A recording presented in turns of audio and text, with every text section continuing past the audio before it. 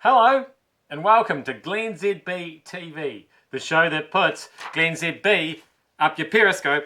I'm bringing New Zealand to the world and the world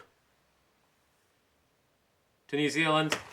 But I tell you what, world, I think you need to have a good hard look at yourself. John Key is not happy with you.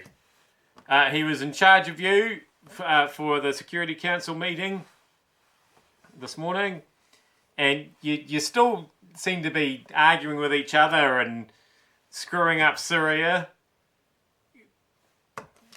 Why didn't you do what he asked you to do and sort it out? I think he's very annoyed. So it's like when your kids just don't listen to you and you feel like you've got no power over them. Give him the respect he deserves as Prime Minister of a country that very few people have really even heard of, certainly not been to, and isn't close to anywhere. Got an old-fashioned rally off today in the US. We had Trump doing a rally and Hillary doing a rally, both at the same time. So the poor television networks didn't know which one to take. They had to do a little screen.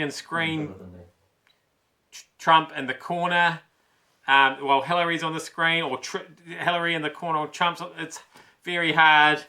I wish they'd coordinate a bit more, those two. They can go to their rooms as well.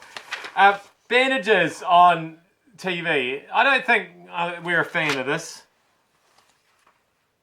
Here's the guy. Now this guy's name is Stumpf. We go from Trump to Stumpf. This is John Stumpf.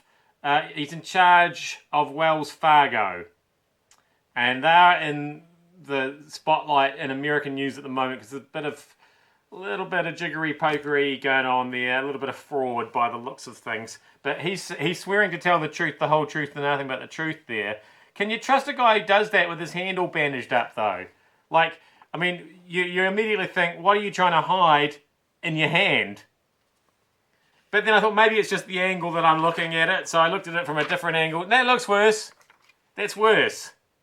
I don't know what you're supposed to do. Like, if you do have an injury and you're going to appear in public,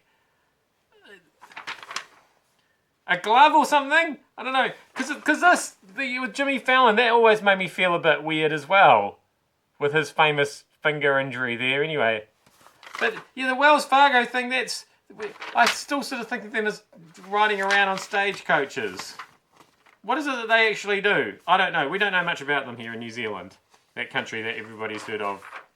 It's not really close to anywhere. But you know it for hobbits. It's International Hobbit Day today. Yes, you knew that it was.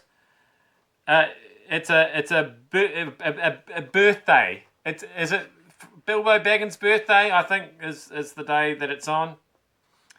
So today they had a breakfast birthday banquet being held in the Shire, in Hobbiton, in Matamata. It's not really it's a movie set. They've sort of made it a tourist attraction. I don't understand these things.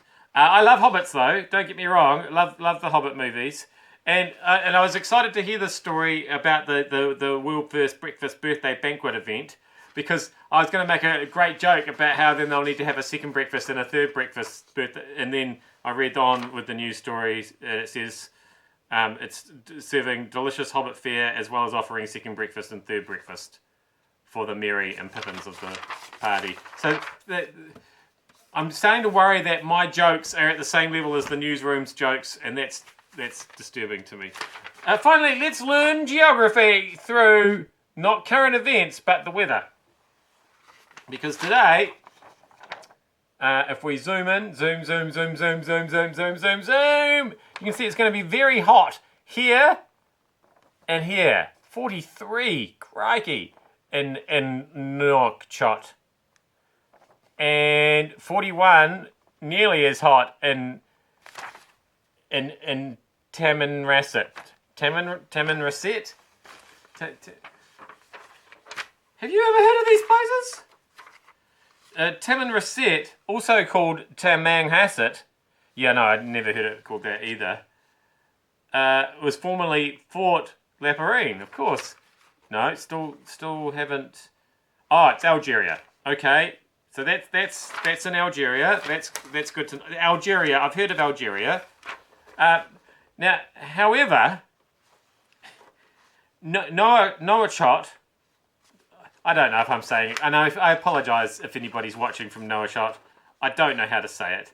But that's in Mauritania, which I've heard of. A whole country that I haven't heard of. Can that be a thing? Mauritania. Aside from Madagascar, Mauritania is the only other country that does not use a decimal currency. There you go. It's one of the poorest countries of the world. 40% of its population live below the poverty line. Oh dear. And despite the legislation against slavery, there still exists around 90,000 slaves in Mauritania. What? Same as Hamilton? That's a bit harsh. Lots of people have heard of Hamilton.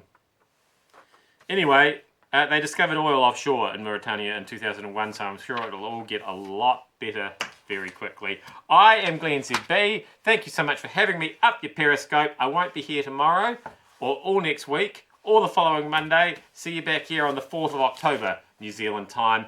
I'm on holiday, not in Mauritania. Thanks for having me up your Periscope.